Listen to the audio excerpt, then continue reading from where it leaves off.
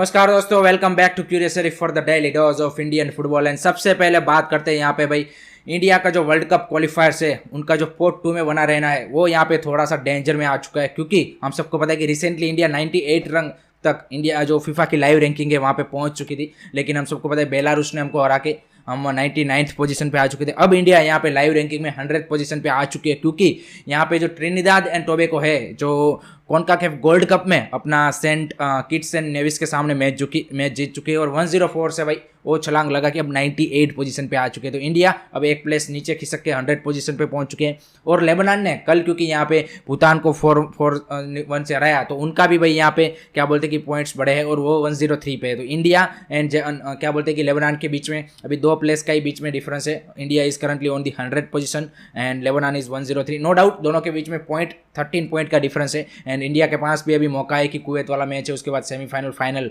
तो definitely 3 match और है इंडिया के पास। एंड हमें कैसे भी करके इस मैचों में रिजल्ट प्रोड्यूस करना पड़ेगा, नहीं तो लेबनान हमसे आगे मूव फॉरवर्ड कर जाएगी। क्योंकि हमें अगर वर्ल्ड कप के जो क्वालिफायर्स है उनका पोर्ट 2 में बना रहना है तो हमें एशिया की टॉप 18 टीम में रहना पड़ेगा और लेबनान हमारे लिए थ्रेटनिंग है वहाँ पे। तो लेट्स सी। उसके बाद कजाकिस्तान भी है जो वो मतलब क्या बोलते हैं 104 पे है। तो ये दोनों टीमें कहीं ना कहीं है, लेकिन आई थिंक कजाकिस्तान की अब कोई मैच नहीं है तो उतना कोई उसका सीरियस डेंजर नहीं है। लेकिन लेबनान अभी भी डेंजर पोजेस कर रही है। वो आगे आने वाले तीनों ही मैच मान लीजिए कि वो फाइनल तक जाते हैं एंड फाइनल जीतते हैं लेबनान, तो डेफिनेटली इंडिया के लिए काफ़ी ज़्यादा दिक्कतें बढ़ सकती है यहाँ पे and India might finish in the port 3। तो ये एक इंडिया के लिए अभी डेंजर है। Currently India sitting on the live ranking 100 position and most probably कल जैसे ही कुवैत के सामने जीतेंगे हम अब चले जाएंगे, क्योंकि बेलारूस के अब मैच नहीं है, तो ये हमारे लिए फ़ायदा है। और ट्रिनिदाद एंड टोबैगो के अभी भी 2 मैच है भाई, यूएसए एंड उनके सामने। तो आई थिंक वो वहाँ पे आई थिंक जमैका के सामने एक मैच और है, तो आई थिंक दोनों टफ मैच है, तो उनका भी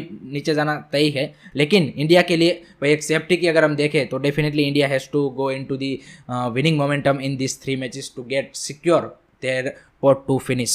Moving on to the next news is coming from Goa. जी हाँ गाइस, तो गोवा प्रीमियर लीग जो स्टेट लीग है उन्होंने भाई यहाँ पे आई लीग की तरह भाई यहाँ पे कॉर्पोरेट एंट्री बीड को यहाँ पे अलाउ किया है और वो भी चाहते हैं कि वहाँ पे गोवा में यहाँ पे कॉर्पोरेट एंट्री के थ्रू क्लब अलाउ करे। करंटली गोवा प्रीमियर लीग में 11 क्लब है और उन्होंने यहाँ पे 2 और क्लब वो ऐड करना चाहते हैं। वहाँ पे उन्होंने 2 बिडिंग प्रोसेस रखी है। एक तो अगर कोई सोसाइटी एक्ट 1860 के रजिस्टर हुआ है तो उनको यहाँ पे 30 लाख का बिड अमाउंट पे करना है, और अगर कोई कंपनी एक्ट 2004 के अंडर रजिस्टर्ड कोई क्लब हुआ है तो उसको यहाँ पे 50 लाख का यहाँ पे बिडिंग अमाउंट पे करना है। और काफ़ी इंटरेस्टिंग ये मतलब एक मॉडल बनता जा रहा है, क्योंकि अब देखिए स्टेट लीग में भी डिफरेंट स्टेट इस आइडिया को अपना रहे हैं। तो लेट्स सी कि कौन से कॉर्पोरेट इसमें इंटरेस्ट दिखाते हैं। पर्टिकुलरली आईएसएल के क्लब्स है वो अपनी बी टीम्स को आई थिंक इस तरह की लीग्स में डेफिनेटली खिलाना चाहेंगे, क्योंकि हम सबको पता है कि अब से आई लीग सेकंड डिवीजन और जो थर्ड डिवीजन है कहीं पे भी आप देखिए कि रिजर्व टीम को अलाउ नहीं किया है एएफएफ ने। तो कहीं ना कहीं उनकी जो रिजर्व टीमें हैं उनको भाई गेम टाइम चाहिए। और गोवा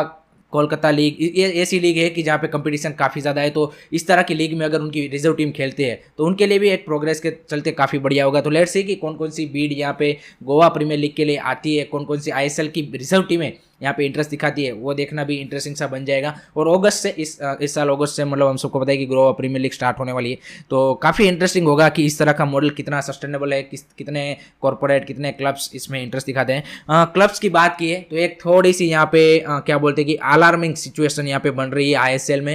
एंड कुछ इंटरनल सोर्सेज से ये न्यूज़ निकल के आ रही है कि यहाँ पे 2-3 क्लब ऐसे हैं आईएसएल के कि due to the financial struggle वो सब देख के होते हुए यहाँ पे आगे आने वाले टाइम में जब रेलीगेशन स्टार्ट होगा आईएसएल में 2025 के बाद, तब से यहाँ पे शट डाउन करने का सोच रहे हैं। क्योंकि हम सबको पता है कि जो हाइप है वो सारी चीज़ें सही है, लेकिन आईएसएल की सस्टेनेबिलिटी अभी भी नहीं है। क्लब्स हम सबको पता है कि पिछले 10 साल से कंटिन्यूसली लॉस पे चल रहे, चाहे कितना भी बड़ा आपका फैन बेस हो, कोई भी हो। आप देखिए Kerala one of the most क्या बोलते हैं कि सोल्ड आउट टिकट उनकी रहती है, फिर भी दे आर मेकिंग क्या बोलते हैं कि 10 to 15 crore loss every season. तो बाकी क्लब तो 20+ करोड़ के लॉस से चल रहे हैं पिछले 10 सालों से। तो 2-3 क्लब यहाँ पे सोच रहे हैं कि when ever the relegation will start they will look out for out of the ISL। तो ये एक alarming situation. I think sustainability काफ़ी ज़्यादा ज़रूरी है, एंड वो एक ही चीज़ से आएगी कि अगर आप होम ग्राउंड टैलेंट को और ज़्यादा मौका दोगे, वहाँ पे टैलेंट बढ़ेगा, तभी कुछ आपका होगा। क्योंकि बाहर से आप प्लेयर लाओगे और ज़्यादा आपकी ट्रांसफर फ्री सारी चीज़ें इन्वॉल्व होगी, तो हमें होम ग्राउंड टैलेंट को और ज़्यादा कम्पिटिटिव बनाना पड़ेगा। व्यूअरशिप के मामले में I think one of the वो इनिशिएटिव लेना पड़ेगा, स्पॉन्सर, ये सारी चीज़ें। तो काफ़ी ज़्यादा सस्टेनेबिलिटी के इशू है ISL में।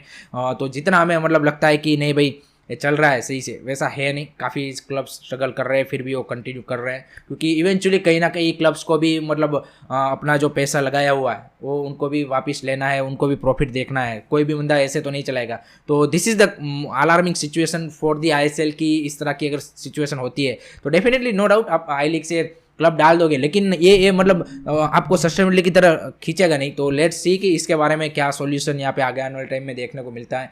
एंड ये जो मतलब इस सीज़न हम सबको पता है कि जिस तरह की साइनिंग से हो रही है, तो ये डेफिनेटली एक अलार्मिंग सिचुएशन है।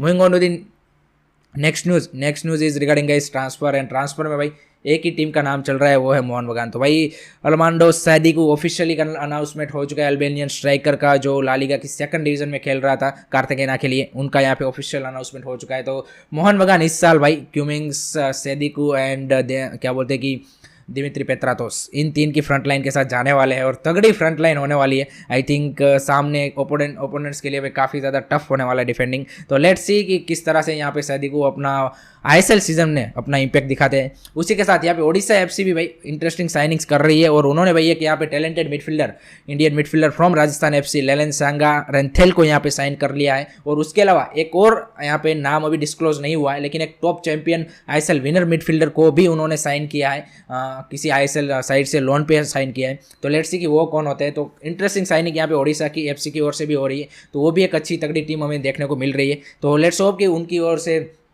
इस तरह से FC कप एंड ISL में इस तरह इस सीजन इंपैक्ट बनाती है ओडिशा FC, वो भी देखना इंटरेस्टिंग सा बन जाएगा। तो this is it guys from today's Indian football news. I hope कि आपको वीडियो पसंद आया हो। Keep supporting Indian football, don't forget to like share subscribe curiosity. जय हिंद, जय भारत।